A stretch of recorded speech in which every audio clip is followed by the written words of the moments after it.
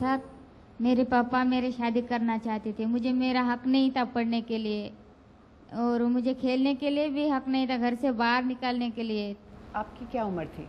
मेरी तब 12-13 साल थी और मैं शादी करना चाहते थे। Well, clearly you're among the most bravest. आपसे ज़्यादा brave 12 साल का तो शायद मैंने कभी कोई कहानी ही नहीं सुनी है। लेकिन for every horror story like this in India, in a country like India, we hear of super success stories involving our children. Our children speaking at the UN, going to NASA, literally reaching for the stars. But irrespective of the social or economic background you come from, there are non-negotiable rights that are guaranteed by the government to every child in India, courtesy UNICEF, and in fact they've been around for 20 years.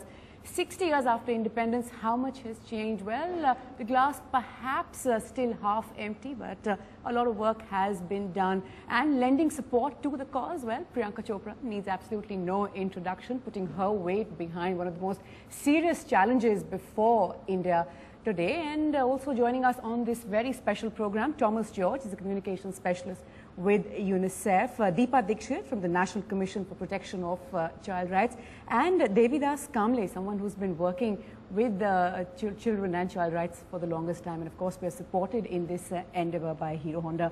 Up first, there are so many issues really before India today. There's of course AIDS, and there's domestic violence, dowry deaths even today.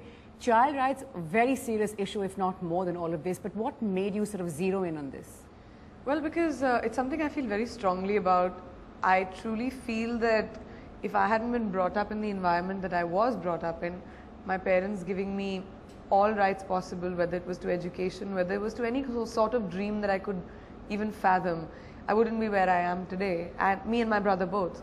So I think children's rights are the future of our nation, and if we it's how you take care of a little plant and a little sapling that'll make it into a glorious tree, and that leads to being a forest, and that leads to a great environment, and so on and so forth. So I think hitting the roots is very important. Is there any one incident perhaps that got you interested in this one issue? Not really. I adore children. I'm very, very fond of kids.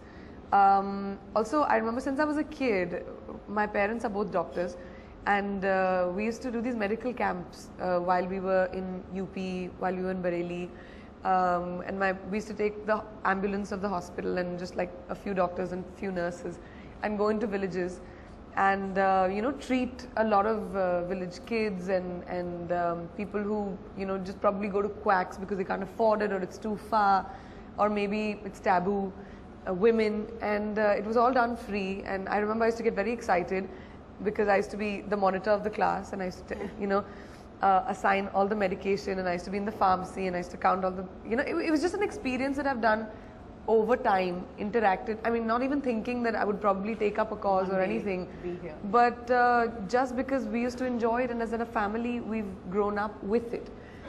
And somewhere, I think I'm 12 in my brain, that's Tuba.com